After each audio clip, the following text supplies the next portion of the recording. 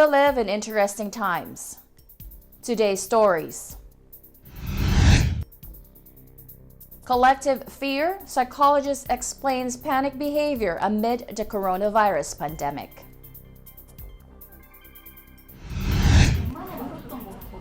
Scientists search for vaccine for the new coronavirus.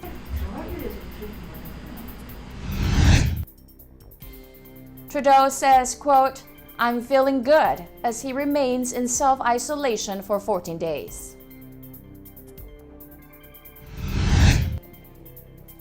Economy Minister Lemar declares France will avoid food shortages.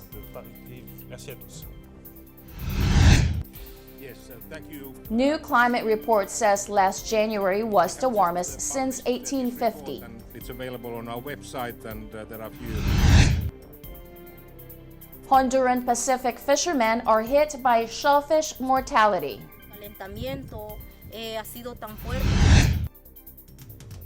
At the end of the world, meet one of the Yagan people's last fishermen.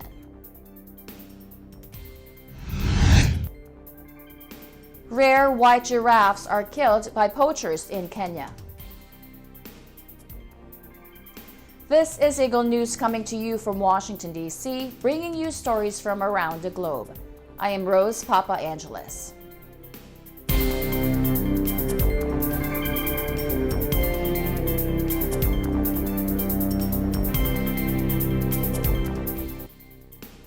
Amid panic buying, which has seen clients clear supermarket shelves of toilet paper and basic staples like pasta, a French psychologist specializing in collective fear offers analysis of the situation in France amid a worsening coronavirus pandemic.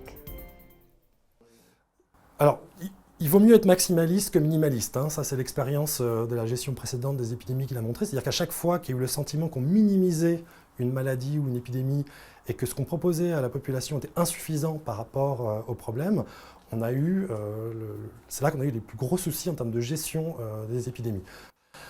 Ma seule inquiétude, c'est si jamais l'épidémie continue à accélérer, est-ce qu'on n'est pas en train de vider nos dernières cartouches en fait? Parce qu'après, qu'est-ce qu'on peut faire au-delà d'éviter les rassemblements collectifs et mettre en place les mesures barrières? On n'a plus grand-chose à proposer à la population dans les étapes suivantes, si jamais ça s'accélérait.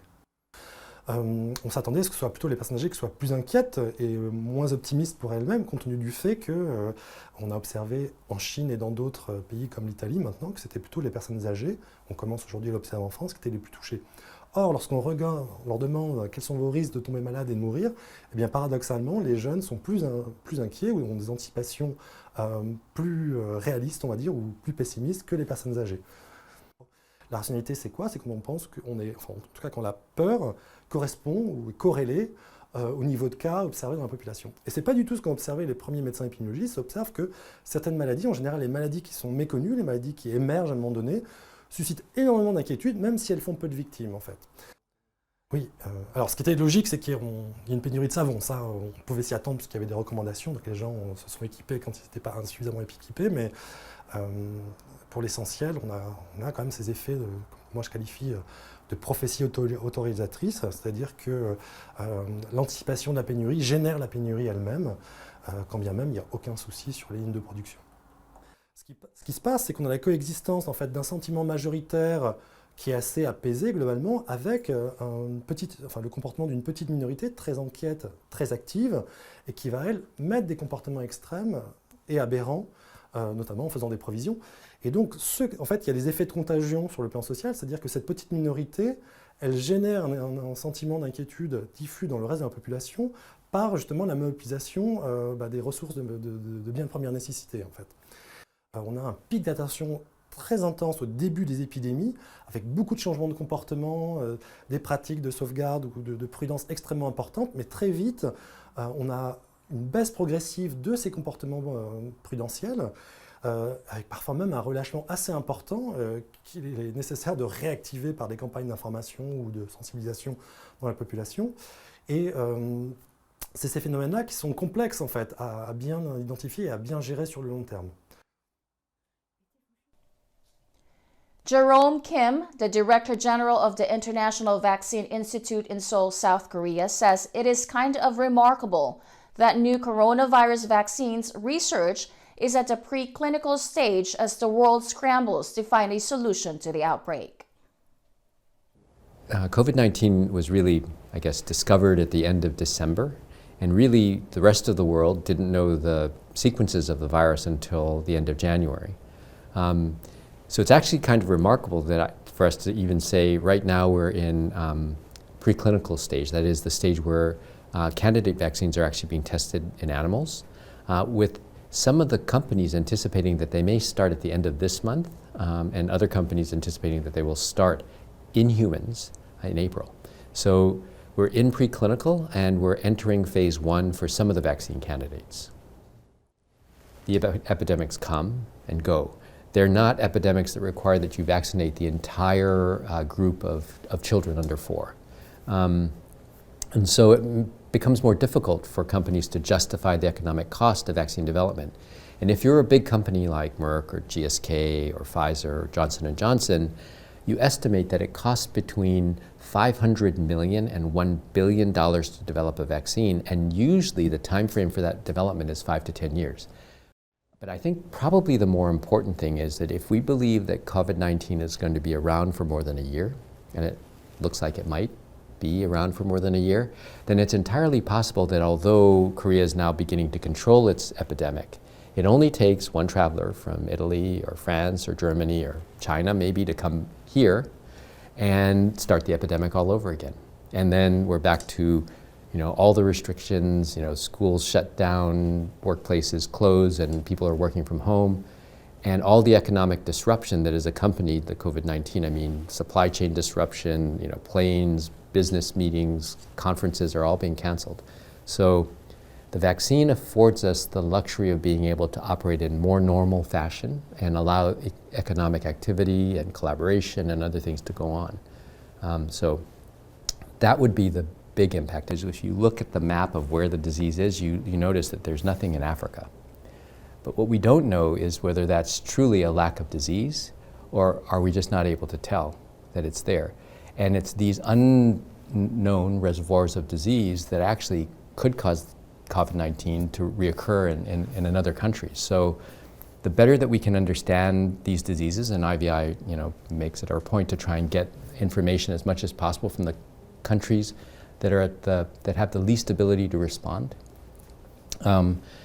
We will work and continue to work with our partners and funders to try and uncover new vaccines, because there are a lot of neglected diseases, some of which kill 500,000 people a year, but for which no vaccines exist. Canadian Prime Minister Justin Trudeau tells reporters that he has no symptoms and is feeling good, specifying that his doctor sees no value in having him tested after his wife, Sophie Gregor Trudeau, tested positive for COVID-19. Speaking from the Rideau Cottage in Ottawa, Trudeau reassures Canadians, saying the government will help them financially and urges citizens to cut back on all but essential foreign travel to help contain the spread of the coronavirus. Yesterday, I shared with you that my wife Sophie was being tested for COVID-19, and that test did come back positive. Sophie's symptoms remain mild, but we are following medical advice and taking every precaution. She will remain in isolation for the time being. This means that, upon my doctor's recommendation, I will remain in self-isolation for 14 days. I want to be clear, I have no symptoms, and I'm feeling good. And technology allows me to work from home. In terms of advice I've gotten from medical professionals, it was explained to me that as long as I do not show any symptoms at all, there is no value in having me tested. Prime Minister Justin Trudeau on Friday urged Canadians to cut back on all but essential foreign travel to help contain the spread of COVID-19, a day after his wife Sophie tested positive for the new coronavirus. Earlier today, Ministers Blair, Hajdu and Garneau announced that Canada has advised Canadians to curtail non-essential international travel and that the cruise season is suspended until July, and that we are bringing in additional screening measures at airports. The agreement we reached with other parties to suspend the House today also still gives us the flexibility to do the things we need to do in order to support Canadians. No one should have to worry about paying rent, buying groceries, or additional childcare because of COVID-19. We will help Canadians financially. Trudeau and officials also said Canada was restricting departures and arrivals of overseas flights to a fewer number of Canadian airports and upping screenings of passengers for symptoms of the illness, as well as suspending all cruises in Canadian waters with more than 500 passengers and crew until at least the end of June. Later in the day, Trudeau added Finance Minister Bill Morneau would announce a significant fiscal stimulus to help offset the economic carnage triggered by the pandemic. Earlier, Chief Public Health Officer Theresa Tam said 157 people have tested positive for the virus in Canada. More than 15,000 people have been tested. France's Minister for the Economy, Bruno Le Maire, says the security of food supply will be guaranteed in the coming days and weeks, despite the coronavirus epidemic. He adds the rules on night work will be relaxed to ensure the supply of stores. Dans les grandes surfaces, il n'y a pas de pénurie et il n'y aura pas de pénurie si chacun adopte des comportements responsables qui consistent dans le fond en matière d'approvisionnement en produits alimentaires à continuer à faire ses courses comme avant. Donc continuez à faire vos courses comme avant, soit dans la grande distribution, soit chez les détaillants, soit sur les marchés. Je rappelle que les marchés restent ouverts. Continuez à faire vos courses comme avant et nous, on va faire notre... Je veux vous confirmer que la sécurité d'approvisionnement des Français en produits alimentaires et en produits de première nécessité est aujourd'hui garantie et qu'elle continuera d'être garantie dans les jours et dans les semaines à venir. Aujourd'hui, les représentants de la grande distribution nous assurent que 90 à 95% des références sont disponibles et qu'elles continueront à être disponibles dans les jours et dans les semaines à venir. Nous allons également, avec Muriel Pénicaud, assouplir les règles de recrutement, les règles de travail de nuit, les règles sur les heures supplémentaires pour garantir la sécurité de la chaîne d'approvisionnement. Up next, new climate report says last January was the warmest since 1850. Honduran Pacific fishermen are hit by shellfish mortality. At the end of the world, meet one of the Yagan people's last fishermen. Plus, rare white giraffes are killed by poachers in Kenya. Eagle News will be right back. Stay with us.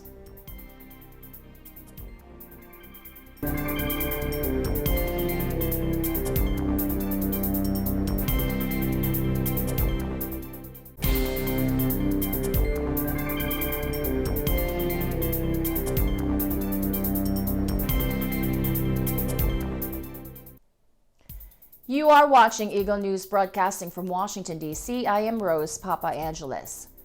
World Meteorological Organization, WMO Secretary General Petteri Talas says last January was the warmest January since 1850. During the presentation of a report that confirms findings that 2019 was the second hottest year on record.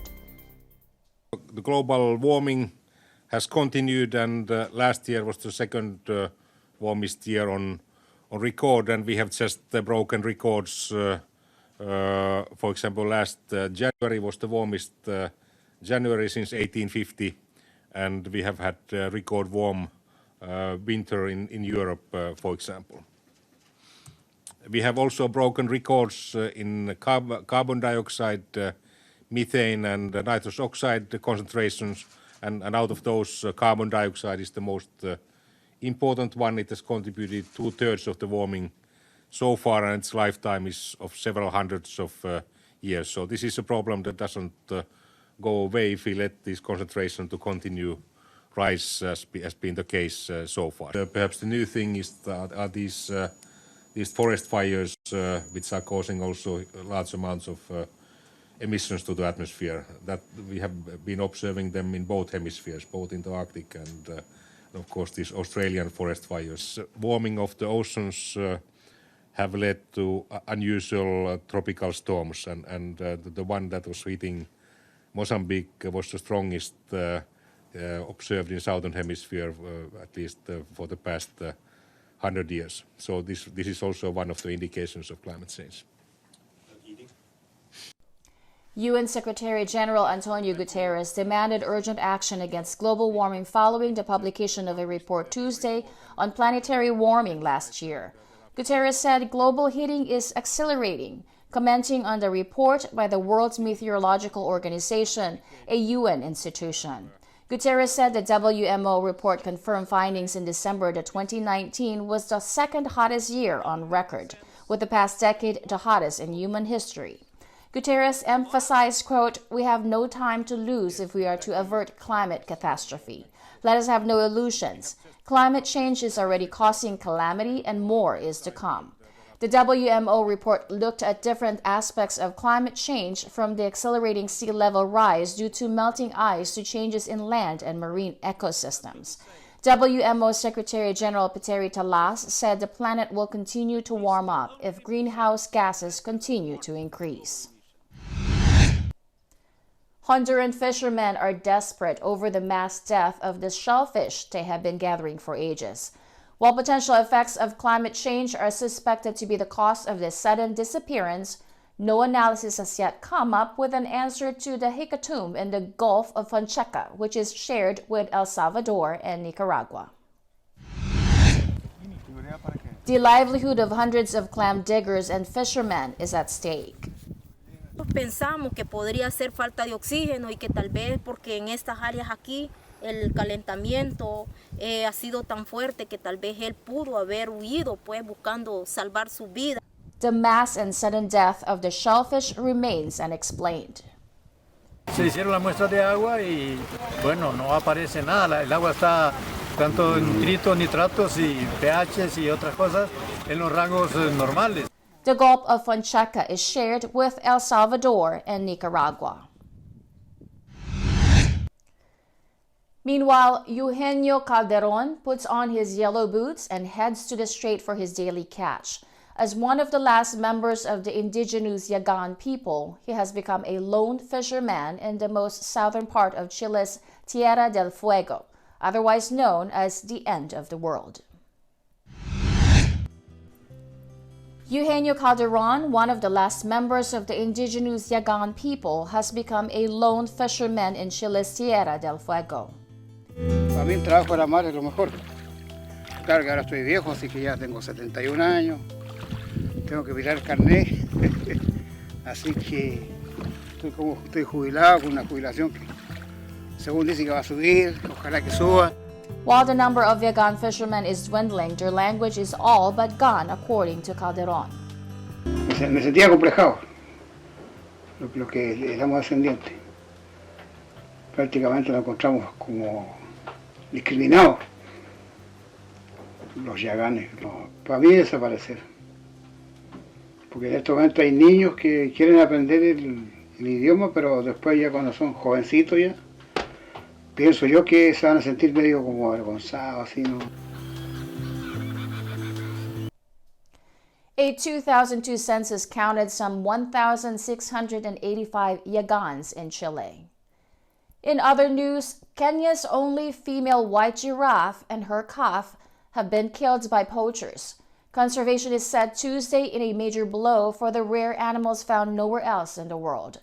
The Ishkabini Hirola Community Conservancy said in a statement the bodies of the two giraffes were found in a skeletal state after being killed by armed poachers in Garissa in eastern Kenya. The Conservancy said their deaths leave just one remaining white giraffe alive, a lone male born by the same slaughtered female. Mohammed Ahmed Noor, the manager of the Conservancy, said, quote, "We are the only community in the world who are custodians of the white giraffe.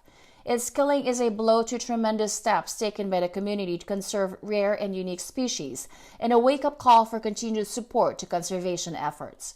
The white giraffe stirred huge interest in 2017 when she was first spotted on the Conservancy, and again when she birthed 2 calves, the latest in August last year.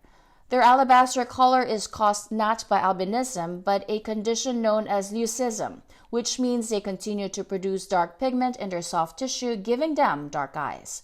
Ahmed Noor said their deaths, confirmed by rangers and community members, was a sad day and a major loss for researchers and tourism providers working in the remote corner of Kenya.